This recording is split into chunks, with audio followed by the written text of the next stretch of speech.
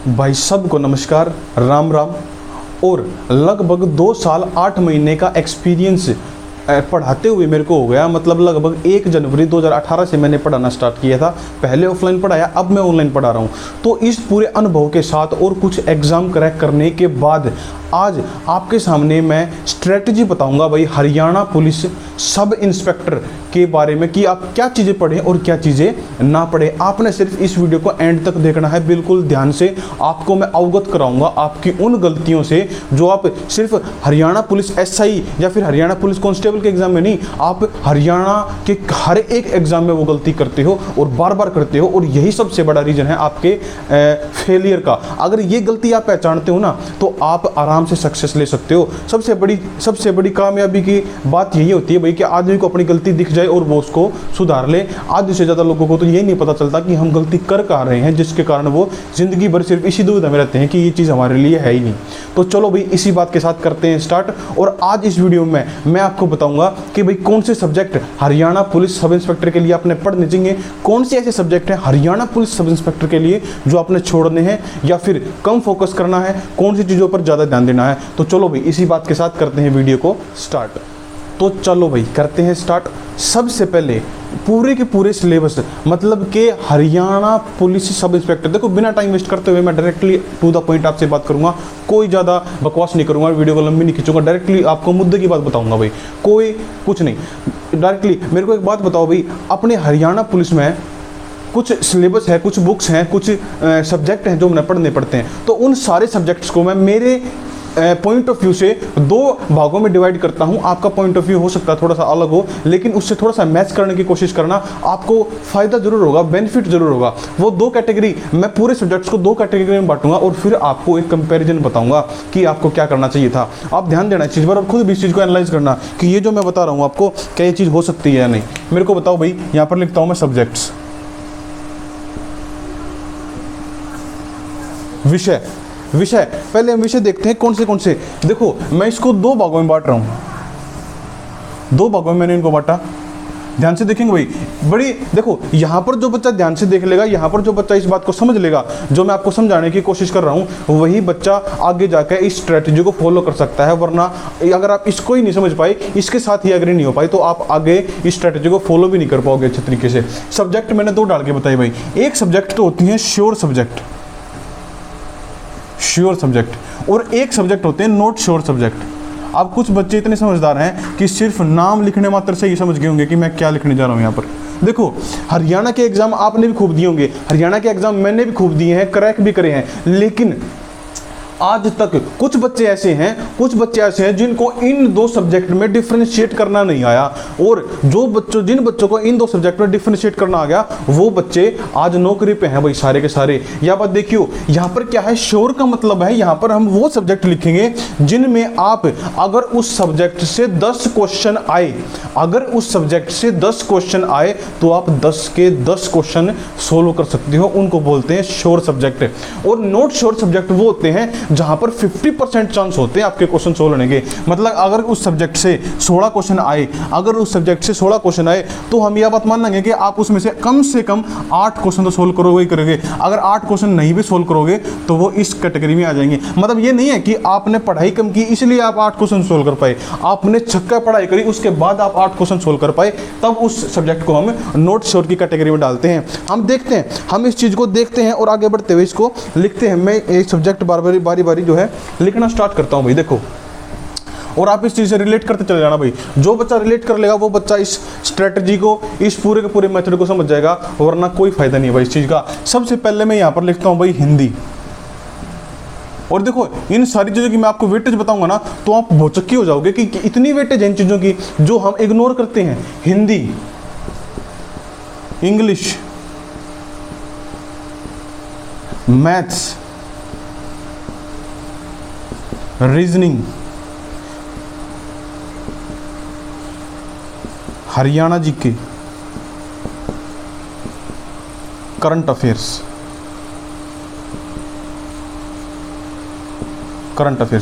और भी कोई है क्या? Hindi, English, maths, reasoning, Haryana G K, current affairs. मेरे को एक बात बताओ भाई, ये जो सब्जेक्ट मैंने आपके सामने लिखे, आप कुछ बच्चे कहेंगे सर ऐसा तो कुछ नहीं है कि इनमें सारे सारे नंबर आ जाएंगे। मेरे को आप इनमें से एक भी सब्जेक्ट, कमेंट खुला है, कमेंट में लिख सकते हो, एक भी सब्जेक्ट अगर आपको ऐसा लगता है कि सर इसमें नंबर कट सकते हैं, तो देखो मेरे को पता है आधे बच्चे सोच रहे होंगे सर मैथ कैसे लिख दिया आपने इसके अंदर। अभी मैं ये बात भी आपको प्रूफ करके दूंगा कि मैंने मैथ कैसे लिख दिया।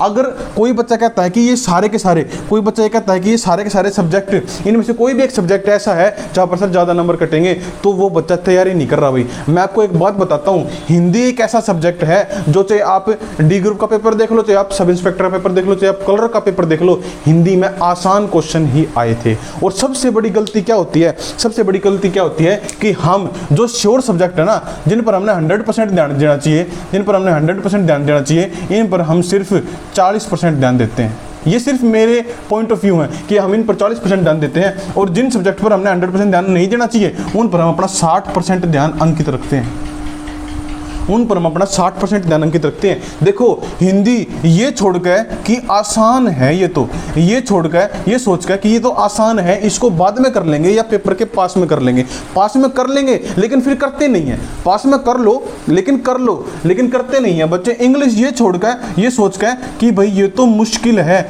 या आज तक तो पढ़ी नहीं तो आज क्या आएगी, तो ये सोचकर इसको छोड़ देते हैं। मैथ्स को ये सोचकर कि यार क्वेश्चन है नहीं, किसी में है अल्फा बीटा गामा आ जावा है, कई बार वेक्टर वाले क्वेश्चन आ जाए, कई बार सेट सबसेट आ जाए, बाइनोमियल एक्सपेंशन आ जाए, तो यार मैथ करे कैसे, तो ये सोचकर इसको भी क्या सोचकर मुश्किल सोचकर छोड़ देते हैं। रीजनिंग के ऊपर यही आसान सोचकर कि पेपर के पास कर लेंगे, कोई समस्या नहीं है। हरियाणा जीके सब ने पढ़ी है, मैं इसमें किसी बच्चे को कुछ नहीं कहूंगा कि भाई आप इसके बारे में क्या सोचते हो। देखो मैं आपको बात बताता हूँ, जो 40% का मैंने आंकड़ा दिया आपको, वो क्यों दिया।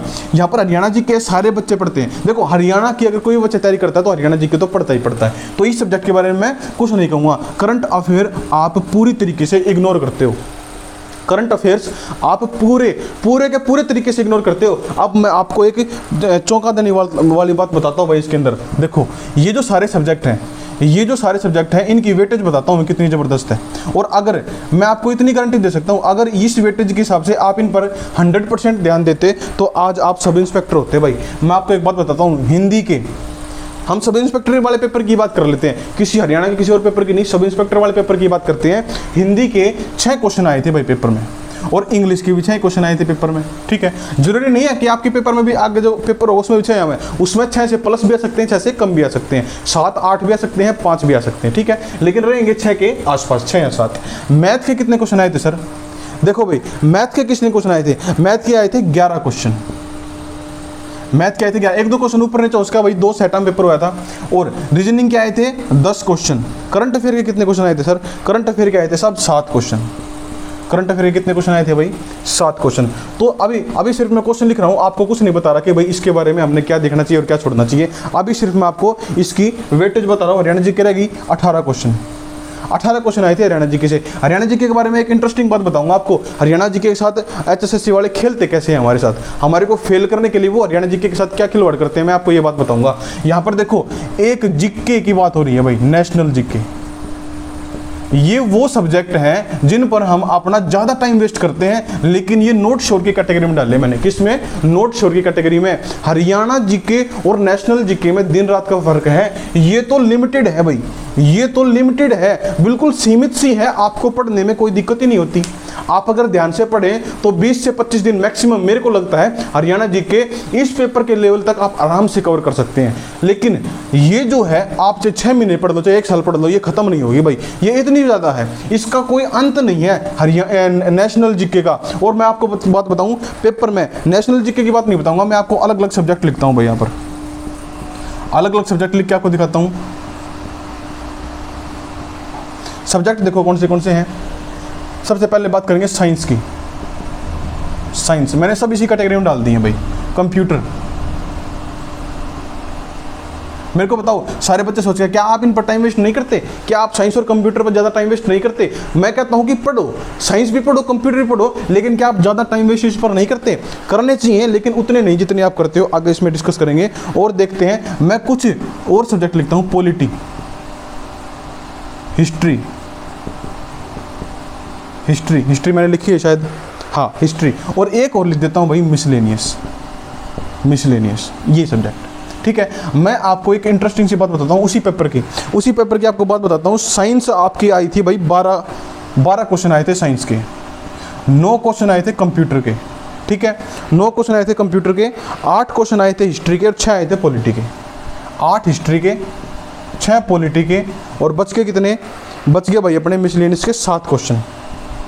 7 क्वेश्चन आए थे मिसलेनियस के। अगर आप इनको जोड़ के देखोगे तो लगभग 100 के आसपास ये बैठ जाओगे, और कि मेरा पूरे के पूरे 100 भी बैठ जाए। मैंने कंप्लीट जोड़े नहीं है, लेकिन मैं आपको वैसे बता रहा हूँ कि ये 100 के आसपास बैठ जाओगे भाई, 100 के आसपास से बैठ जाएंगे ये क्वेश्चन। तो मेरे को एक बात बताओ भाई, अगर मैं इनका टोटल करूँ, ये वो सब्जेक्ट हैं जो श्योर सब्जेक्ट हैं। और श्योर कैसे हैं मैंने आपको बता दिया। हिंदी अगर आदमी 6 में से 6 लेना चाहे तो ले सकता है, कोई बड़ी बड़ी बात नहीं है। आप नॉर्मल कोई बुक पढ़ के या कुछ भी पढ़ के हिंदी में 6 में से 6 नंबर ले सकते हैं। इंग्लिश 6 में से 6 नंबर लिए जा सकते हैं भाई। सिर्फ ये सोच कर कि इंग्लिश आज तक तो नहीं पढ़ी, आज पढ़ेंगे तो आएगी नहीं, ऐसा कुछ नहीं है भाई। अगर आपने सब इंस्पेक्टर लगना, देखो अगर बड़ी जिम्मेवारी लेनी है तो बड़े काम भी करने पड़ेंगे। अगर आपने सब इंस्पेक्टर की पोस्ट पर सिलेक्शन चाहिए ना, तो आपको हर एक चीज़ पढ़नी पड़ेगी। मैं आपको ये नहीं सजेस्ट करता कि आप इन चीज़ों को छोड़ दो, करनी ये भी पड़ेगी। अभी आप आगे देखोगे तो इनके बिना सिलेक्शन नहीं होगा, लेकिन ये जो है ना नॉट श्योर, इनके बिना तो पक्का सिलेक्शन नहीं होगा अगर आप इन पर ध्यान नहीं दोगे तो। मैं सिर्फ आपको ये बता रहा हूं, बात को समझे, कि हमने जाना है इस डायरेक्शन में, और हम भाग रहे हैं इस डायरेक्शन में। मैं आपको कहता हूं आप इस डायरेक्शन में भागो भी मत, आप इस डायरेक्शन में चलो। कम से कम डायरेक्शन तो हमारी ठीक है ना। आप इस डायरेक्शन में कितने दूर तेज भाग लो, आप अपनी मंजिल पर पहुंचोगे नहीं। हमने जाना इस डायरेक्शन में है तो आप इस डायरेक्शन में चाहे चलो चाहे रेंगो, लेकिन आप अपनी मंजिल पर जाओगे। आप मेरे को बताओ भाई, आप डायरेक्शन ही गलत पकड़ रहे हो। आपने डायरेक्शन तो ये पकड़नी चाहिए ना, वो क्या करना अपने हरियाणा में कि भाई मुंह में अपने कोई जाड़ टूट जावे, कोई दांत टूट जावे तो जीभ बार बार उड़े जाओगी।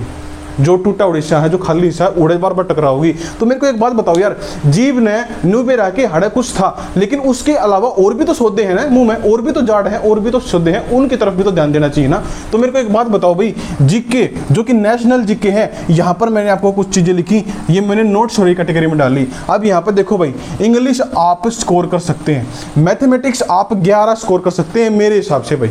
मैथमेटिक्स में स्कोर किया जा सकता है अगर आपने पुलिस वाला एग्जाम क्रैक करना है तो। हरियाणा जी के 18 है, 18 के 18 क्वेश्चन कर सकते हैं भाई, कोई भी समस्या नहीं, क्योंकि ये सारी चीज़ें लिमिटेड हैं। ये यहाँ पर आपका सिलेबस पहले, मैं कहता हूँ कि भाई पहले ये सिलेबस सबके लिए भाई, मैं कहता हूँ कि पहले जब स्टार्टिंग में ये क्वेश्चन आने स्टार्ट हुए, एनसीईआरटी से पर्सन आने स्टार्ट हुए मैथ में, ठीक है, तो वहाँ पर लग रहा था कि यार ये तो आउट ऑफ सिलेबस चीज़ें हैं। लेकिन सोचो उन्होंने जो हमारे को एग्जाम में बैठाया है, यही क्या कहते बैठाया है ना कि आप 12वीं पास हो या फिर आप ग्रेजुएशन क्लियर कर रखी हो। तो मेरे को एक बात बताओ, अगर उन्होंने ये कह दी कि 12वीं पास हो तो 12वीं तक का मैथ हमें आता है या नहीं आता, कोई फर्क नहीं पड़ता। वो एक्सपेक्ट हमसे करेंगे कि 12वीं तक का मैथ आप करके आओ, बात को समझे। या फिर देखो उन्होंने कहा कि भाई सिलेबस फिक्स नहीं है, लेकिन ये बात उन्होंने बोल दी थी ना कि भाई 12वीं तक आले बच्चे हमने बिठाए हैं या ग्रेजुएशन तक आले बच्चे हमने बिठाए हैं। तो मेरे को एक बात बताओ भाई, हिंदी, इंग्लिश, हरियाणा जीके और most important thing current affairs, जो हम या तो नॉर्मल करते हैं या फिर करते ही नहीं है। मेरे को एक बात बताओ भाई, क्या 7 में से 7 नंबर लेना कोई बड़ी बात है? आप ले सकते हैं, फिक्स है। करंट अफेयर कोई इतना बड़ा जंजाल नहीं होता भाई। मेरे को एक बात बताओ भाई, आप दुनिया भर की खामखा की चीज़ें तो पढ़ते हैं ना इन सारी चीज़ों को कवर करने के लिए, तो क्या सिर्फ 7 क्वेश्चन मैटर करते हैं आपके सिलेक्शन में? क्या 7 क्वेश्चन लेने के लिए आप करंट अफेयर्स नहीं कर सकते अच्छे तरीके से? पिछले 1 साल की 2 साल की अच्छी तरीके से खींच के करंट अफेयर नहीं कर सकते? आराम से कर सकते हैं, कोई दिक्कत नहीं है। एक बार मैं इनका टोटल बताता हूं आपको, एक बार मैं इनका टोटल करके दिखाता हूं आपको। देखो 6 6 12 12 और 11, अब यहाँ पे लिखते चले जाते हैं भाई, 12 11 10, इसमें से जोड़ दो 21 हो जाएगा। अच्छा 18 और 7 25, ये मैंने यहाँ पे जोड़ दिया। जैसे मैं इसका टोटल करूँगा, 2 और 1 3, 3 और 5 8, 2 और 2 4 और 1 5। मेरे को एक बात बताओ भाई, 58 क्वेश्चन मतलब लगभग 60 क्वेश्चन, 100 में से 60% लगभग 60% जो मटेरियल था वो श्योर सब्जेक्ट से आया था साहब। बात को समझना, 100 में से 60% मटेरियल श्योर सब्जेक्ट से आया था, मतलब कि उस सब्जेक्ट से आया था जहां से हम अच्छा गेन कर सकते थे। हमें पता था कि ये चीज़ें फिक्स हैं, हमें पता, क्योंकि इस एग्जाम से पहले एनसीईआरटी HSSC ने देना स्टार्ट कर दिया था, हिंट हमें मिल चुका था। मैथमेटिक्स हमने कर लेनी चाहिए थी, ठीक है, यहां तक आप आराम से स्कोर कर सकते थे। देखो बहाने मारने का कुछ फायदा नहीं है कि भाई एनसीईआरटी क्यों दे दी, फलाना चैप्टर क्यों दे दिया, वो क्यों दे दिया, वो क्यों दे दिया, कोई फर्क नहीं पड़ता, आपकी कोई भी नहीं सुनेगा। आपने भीड़ में से अगर अलग निकलना है तो एक्स्ट्रा ऑर्डिनरी काम करना पड़ेगा, आज नहीं तो कल करना पड़ेगा। आज अगर यहां पर तैयारी में नहीं करोगे तो कल चोरी चकारी में करोगे। एक्स्ट्रा ऑर्डिनरी काम तो कितने कितने जिंदगी में भाई तुमने करना पड़ेगा। तो मेरे को एक बात बताओ भाई, ये चीज जब पहले हिंट उन्होंने दे दिया था कि मैथमेटिक्स एनसीईआरटी से हम दे रहे हैं, वो कितनी पहले से हिंट दे रहे थे, तो आप समझ क्यों नहीं गए कि मैथमेटिक्स कहां से आएगा। आप ये बात नहीं कह सकते कि सर 11 क्वेश्चन थे, 11 में तो हम तो 3 या 4 ही क्वेश्चन सही कर पाए, बाकी तो मुश्किल मुश्किल क्वेश्चन थे, या फिर 11 के 11 एनसीईआरटी से थे। ये बात आप नहीं कह सकते। उन्होंने पहले हिंट दे दिया था कि क्वेश्चन यहां से आ रहे हैं तो इसको भी प्रिपेयर कर लो। और अब आप कहोगे सर 11 क्वेश्चन है और 11 क्वेश्चन करने के लिए चैप्टर है 20-25, कितने चैप्टर करें, सारे के सारे करने पड़ेंगे भाई। आपने नौकरी भी तो सब इंस्पेक्टर चाहिए ना, नौकरी भी बड़ी चाहिए तो काम भी बड़े करने पड़ेंगे। मेरे को एक बात बताओ भाई, एक यूपीएससी का स्टूडेंट होता है, वो यूपीएससी की नौकरी करता है, आईएएस अफसर, आईपीएस लगता है, क्या वो हर एक सब्जेक्ट की अलग अलग बुक नहीं पढ़ता? एक बुक नहीं, वो हर सब्जेक्ट की अलग अलग राइटरों की बुक भी पढ़ता है वो बच्चा। क्यों? क्योंकि सिर्फ पासिंग मार्क्स लेने के लिए, सिर्फ और सिर्फ पासिंग मार्क्स लेने के लिए वो बुक पढ़ता है। तो मेरे को एक बात बताओ भाई, यहाँ पर आपको सिर्फ 11 नहीं, यहाँ पर 11 क्वेश्चंस की बात हो रही है। मैं आपको एक बात और बताता हूँ भाई, 100% आए थे अपने पेपर में, 100% आए थे और पर्सन 80 नंबर के थे वे, मतलब लगभग 0.8 नंबर का एक क्वेश्चन था। तो हम यहाँ पर क्वेश्चन नंबर के हिसाब से नहीं, सिर्फ नंबर ऑफ क्वेश्चन के हिसाब से कैलकुलेट करेंगे कि हमारे नंबर कितने, हमारे क्वेश्चन कितने ठीक होंगे। और फिर मैं आपको ये भी बताऊंगा कि कितने कट ऑफ पर बच्चे पहले पास हुए थे। मेरे को एक बात बताओ भाई, 58 नंबर, लेकिन फिर भी मैं ये मानता हूँ कि सर पूरी की पूरी तैयारी करने के बाद भी देखो exception is always there, exception हमेशा होती है। कुछ ना कुछ क्वेश्चन, कुछ ना कुछ चीज़ें ऐसी होती हैं जो सिली मिस्टेक के कारण या किसी चीज़ के कारण हम उनको स्किप कर देते हैं, छोड़ देते हैं। तो मेरे को एक बात बताओ, या फिर गलत कर देते हैं। मैं नहीं कहता कि आप 58 के 58 नंबर ले पाओगे, मैं फिर भी नहीं कहता आप 58 के 58 नंबर ले पाओगे, लेकिन मैं ये कहता हूँ कि आप इसमें से 50 नंबर तो ले पाओगे, आप इसमें से 50 नंबर तो ले पाओगे। आपको कि सर हाँ 50 नंबर तो शायद हम ले लेंगे, 50 नंबर तो शायद हम ले लेंगे, 50 नंबर आप ले पाओगे। देखो कैसे, मैं कहता हूँ हिंदी और इंग्लिश में तो भाई कोई कंसेशन नहीं है, हिंदी और इंग्लिश में कोई कंसेशन नहीं है, 12 के 12 नंबर पक्के होने चाहिए अगर एसआई सब इंस्पेक्टर लागना है तो।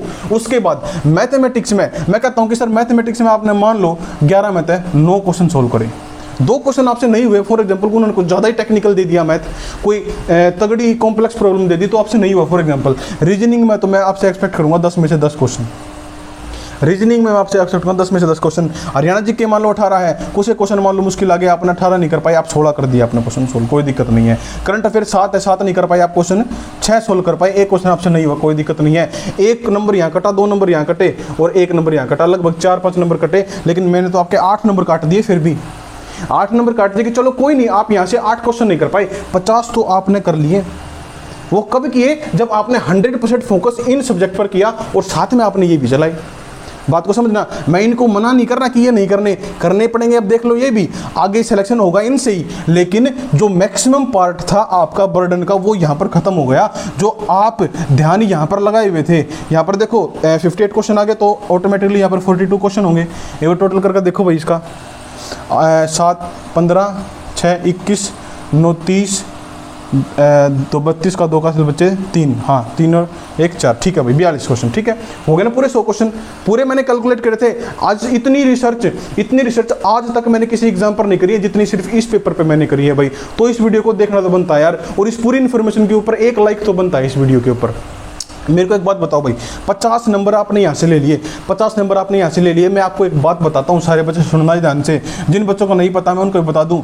अब की बार जो बच्चे लगे थे सब इंस्पेक्टर में, जो बच्चे सब इंस्पेक्टर में लगे थे, मैक्सिमम बच्चा जो सब्जेक्ट में जो सेलेक्ट हुआ था उसके 65+ क्वेश्चन ठीक थे, जिसका लिस्ट में नाम था, जिसका लिस्ट में। मैं किसी कैटेगरी का नाम नहीं ले रहा, मैं किसी भी कैटेगरी का नाम नहीं ले रहा, ना जर्नल ना ओबीसी AB कुछ नहीं, SC कुछ नहीं, सभी कैटेगरी को मिला के ले रहा हूं मैं कि 65+ नंबर आपने लेने, 65+ क्वेश्चन, सॉरी ये नंबर नहीं है, याद रखना पूरी कैलकुलेशन हम किसके बेस पे करेंगे, क्वेश्चंस के बेस पे करेंगे, नंबर ऑफ क्वेश्चंस के बेस पे।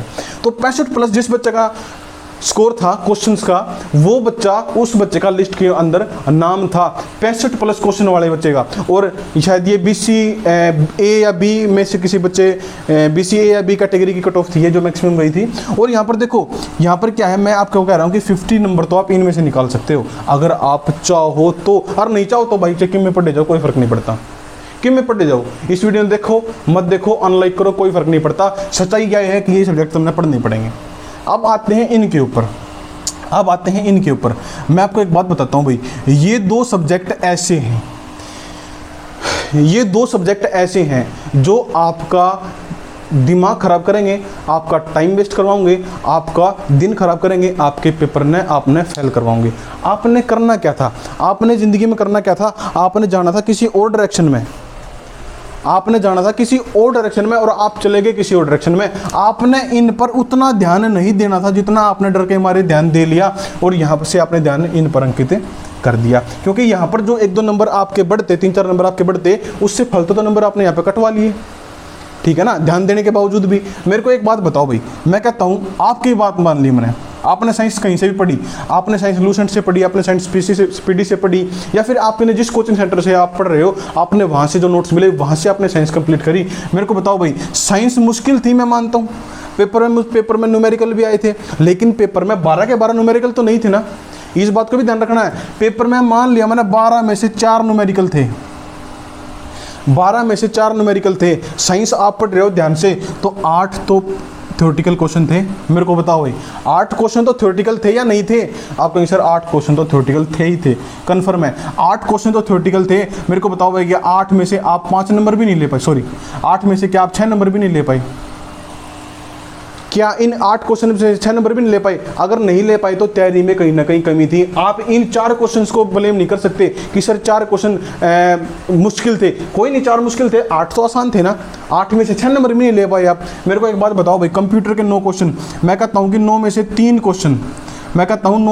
क्वेश्चन प्रोग्रामिंग लैंग्वेज से आए थे, खाम खा के आए थे। लेकिन 9 में से 6 क्वेश्चन कैसे थे?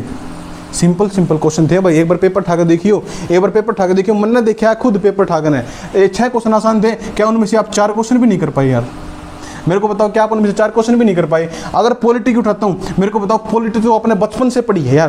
पॉलिटी तो आप किसी भी कोचिंग सेंटर पे जाते हो, इंस्टीट्यूट पे जाते हो, सबका फेवरेट सब्जेक्ट होता है पॉलिटी, इंटरेस्ट आता है पॉलिटी पढ़ने में। क्या 6 में से आप 5 क्वेश्चन भी ठीक नहीं कर पाए यार? अगर आप इतना ही टाइम इस पर दे रहे थे तो क्या 6 में से 5 छोड़ो, आप 4 क्वेश्चन भी ठीक नहीं कर पाए? अभी मैं आपको सच्चाई से अवगत करा रहा हूँ। ये जो बच्चे ये कहते हैं ना कि पेपर मुश्किल था, ये है देख लो। और यहाँ पर जो मैंने मिसलेनियस लिया है ना 7 क्वेश्चन, ये वे क्वेश्चन बच गए जो इन कैटेगरी में किसी में आई नहीं। कोई ज्योग्राफी का क्वेश्चन था, कोई नॉर्मल सी स्टैटिक जीके थी, कोई नॉर्मल सी बात पूछ रखी थी, तो वो। और मेरे को बताओ भाई, हिस्ट्री भी बहुत सारे बच्चों का फेवरेट सब्जेक्ट होती है, नहीं होती गणे बच्चों का, कोई बात नहीं, आधे नंबर तो इसमें तभी आने चाहिए थे भाई, अगर आप नेशनल जीके ध्यान से पढ़ते हैं और इस पर बहुत ज़्यादा ध्यान आप देते हैं तो। मेरे को बताओ भाई, ऐसा पॉसिबल था या नहीं? अब मेरे को एक बात बताओ भाई, मिसलेनियस के 7 क्वेश्चन, इन क्वेश्चंस में से मैं कम से कम लगाता हूँ 3 क्वेश्चन आपने करे होंगे या करने चाहिए थे। करे होते तो आप पास ही हो जाते। अगर आप इस वीडियो को देख रहे हो, इसका मतलब आपने पेपर दिया होगा, या फिर आप पहले स्ट्रेटजी देख रहे हो, पेपर दिया होगा, फेल हो गए तो भी तो आप इस वीडियो को देख रहे होगे ना। मेरे को एक बात बताओ भाई, 6 नंबर ये, 4 नंबर ये, 10 नंबर हो गए। 4 नंबर ये, 4 नंबर ये, 3 नंबर ये, कितने हो गए? 4 4 8, 8 3 11, 11 और 10 21। और देखो कोई बड़ी बात नहीं है, 42 में से हमने आधे नंबर लिए हैं। एक बात और देखना, 42 में से हमने सिर्फ आधे नंबर लिए हैं, मतलब कि वो नंबर जो एक नील बच्चा, एक रद्दी बच्चा भी ले सकता है, सिर्फ तुक्के मार के। नेगेटिव मार्किंग थोड़ी थी यार। आप इतना पढ़ते हो, कॉमन सेंस इतनी तो आई की पावर आपकी भी डेवलप है कि कहाँ पर तुक्का मारना है और कैसे तुक्का मारना है, हर एक चीज़ पेपर में मैटर करती है भाई। मेरे को बताओ, 42 में से 21 नंबर तो आप यहाँ पर मर पर कलेस को थे, और अगर 50 + 21 भी मैं ऐड करता हूँ तो 71 बनते हैं, जो कि आपका सिलेक्शन करवा सकते थे। लेकिन सबसे बड़ी गलती क्या हुई कि आपने यहाँ पर ध्यान ही नहीं दिया। मैं फिर उस पॉइंट पर आ रहा हूँ, सबसे बड़ी गलती क्या हुई कि आपने यहाँ पर ध्यान नहीं दिया जहाँ पर ध्यान देना चाहिए था।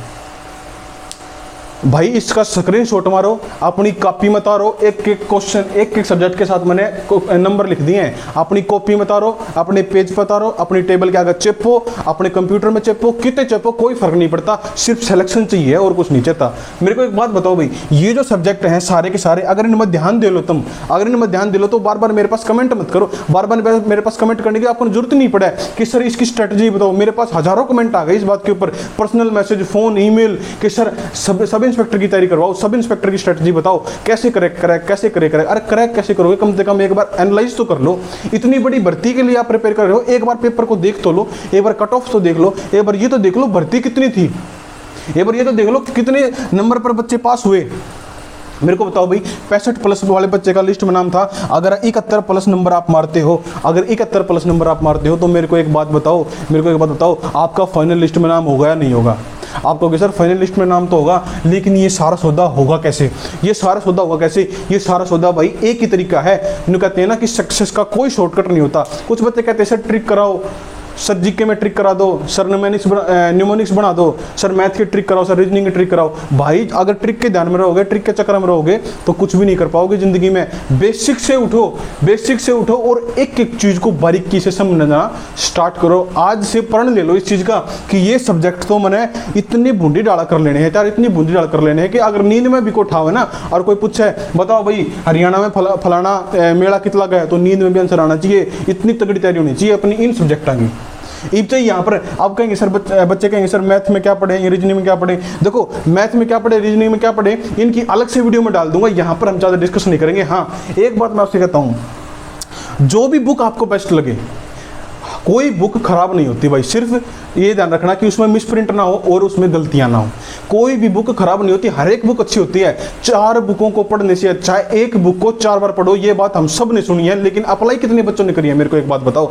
हम सारे सिर्फ ये सोचते हैं कि बस अधिक से अधिक पढ़ लो, अधिक से अधिक बुकें पढ़ो, बुक पढ़ो कम से कम, लेकिन अधिक से अधिक बार पढ़ो उन बुकों को। यह बात मैं फिर से कह रहा हूँ, एक बुक लो उसको 4 बार दोहराओ यार, उसको 4 बार दोहराओ। हरियाणा जीके में स्पेशल, करंट अफेयर्स आप मोटी मोटी मत करो, करंट अफेयर्स मोटी मोटी करने की जरूरत नहीं है। अगर आपको सब इंस्पेक्टर लगना है तो याद रखना, डी ग्रुप है, कलरक है, वहां पर मोटी मोटी चल जाती है कि चलो एक आधा नंबर कट जाएगा तो कोई बात नहीं, और किसी चीज में नंबर ले लेंगे। सब इंस्पेक्टर की बात है, यहाँ पर करंट अफेयर्स गहराई से करो और ऐसे चैनल से, ऐसी बुक से या फिर ऐसे ऑनलाइन कंटेंट से आप इसको करो जहाँ पर करंट अफेयर के साथ साथ आपको जीके भी कवर हो जाए साथ साथ में। फॉर एग्जाम्पल देखो मैं आपको हिंट देता हूँ, करंट अफेयर में कोई क्वेश्चन आया जो रिलेटेड था केरल से, जो केरल से रिलेटेड था, मान लो केरल में कोई नई कोई नीति लागू करी गई है या फिर कोई नया कोई कुछ भी बनाया, मान लो कोई नया केरल के अंदर, तो केरल के बारे में कुछ 5-7 मोटी मोटी बात वो मानस बतावे करंट जीके कराने वाला, तो उसकी वीडियो देखो, वरना देखने का कोई फायदा नहीं है। अगर ऐसी करंट जीके आप देख रहे हो जहाँ पर एक क्वेश्चन कराया, 4 ऑप्शन लिखे, टिक मार्क कराया, भाई इसका ये सही आंसर है, आगे बढ़ो, उसको बेशक मत देखना, कोई फायदा नहीं है, सिर्फ बर्डन आएगा, प्रेशर आएगा दिमाग के ऊपर, और ये दिमाग है प्रेशर कुकर नहीं है। 3 इडियट्स देखी थी सबने भी रहा है। मेरे को एक बात बताओ भाई, केरला के अंदर अगर हमने कोई करंट अफेयर की बात पढ़ी और उसके साथ साथ में हमने उसके बारे में कुछ फैक्ट्स पढ़े, जैसे कि वहाँ का मुख्यमंत्री कौन है, वहाँ का राज्यपाल कौन है, ठीक है, वहाँ पर मेन सी कौन सी जिले हैं, या ऐसी कोई चीज़ जो इंपॉर्टेंट है वहाँ की, ठीक है, कोई भी वहाँ का कोई लोकप्रिय गीत है, लोकप्रिय कोई डांस है, कुछ भी हमने यहाँ से सीखा, तो मेरे को बताओ स्टैटिक जीके कितनी बढ़िया तैयार होगी आपकी, बहुत ही बढ़िया तैयार होगी। तो यही बात मैं आपको बताना चाहता हूँ कि जो श्योर सब्जेक्ट है ना, इन श्योर सब्जेक्ट के ऊपर आप ध्यान दो, सिर्फ एकमात्र जीके के ऊपर ध्यान देने से कुछ नहीं होगा, और इसमें भी स्पेशल साइंस और कंप्यूटर के ऊपर ध्यान देने से कुछ नहीं होगा। साइंस और कंप्यूटर करनी कैसे है, कहाँ से करनी है, इसके ऊपर भी सेपरेट वीडियो आ जाएगी। ये वीडियो थी सिर्फ सब इंस्पेक्टर की तैयारी के लिए कि सब इंस्पेक्टर में आप कहाँ से कैसे करेंगे। तो वीडियो कैसी लगी कमेंट में एक बार ज़रूर बता दियो भाई। जो इन्फॉर्मेशन मैंने आपको दी वो इन्फॉर्मेशन आपको कैसी लगी, कुछ बेनिफिट हो सकता है या नहीं, एक बार जल्दी से बताओ। और बहुत सारे बच्चे कहते हैं कि सर आपकी वीडियो देख के हमें मोटिवेशन मिलती है। देखो मेरा काम ही है आपको मोटिवेट करना, आपको डीमोटिवेट ना होने देना। अगर डीमोटिवेट होगे तो फिर पढ़ने का कुछ भी फायदा नहीं है भाई। मोटिवेशन हमेशा आपके दिमाग में रहनी चाहिए, सेल्फ मोटिवेटेड आप रहने चाहिए, आपको मोटिवेशन की जरूरत भी नहीं पड़नी चाहिए जब आप कहीं पर जाकर सक्सेस हासिल कर पाओगे। तो चलो भाई इसी नोट के साथ मैं वीडियो को खत्म करता हूँ, और अगर इसी प्रकार की आपको किसी कोई और वीडियो चाहिए तो एक बार कमेंट बॉक्स में लिखना शर्म मत करना यार, ठीक है। और अगर कोई चीज़ आपको खराब लगे तो वो भी लिख देना, ताकि मैं सुधार कर सकूँ अपने अंदर। क्योंकि आदमी जब तक ये मानता है ना कि मेरे अंदर कमियां हैं, मेरे को सुधार करना है, तब तक वो आदमी उन्नति करता है। जिस दिन वो आदमी ये मान लेगा ना कि मैं संपन्न हूँ, मैं परफेक्ट हूँ, मेरे अंदर कोई कमी नहीं है, उस दिन से उस आदमी की अवनति होनी स्टार्ट हो जाती है। इस बात को ध्यान रखना, अपनी कमियां पहचानो, उनको ठीक करो। तो अगर कोई नया बच्चा इस वीडियो को देख रहा है तो एक बार यार सब्सक्राइब बटन दबाओ, बेल आइकन दबाओ, ऑल नोटिफिकेशन प्रेस करो, ताकि जैसे ही हमने नई वीडियो डाला आपके पास नोटिफिकेशन आ जाए। वीडियो को लाइक कर देना। हरियाणा सब इंस्पेक्टर की जितने भी बच्चे तैयारी कर रहे हैं या फिर कोई और एग्जाम की तैयारी कर रहे हैं, अगर इस लेवल की तैयारी आप करोगे ना तो हरियाणा का हर एक एग्जाम क्लियर हो जाएगा, यह भी मेरी गारंटी है भाई। तो सबके पास शेयर करना, कमेंट जरूर करना, और अगली वीडियो में फिर मिलेंगे। तब तक के लिए धन्यवाद।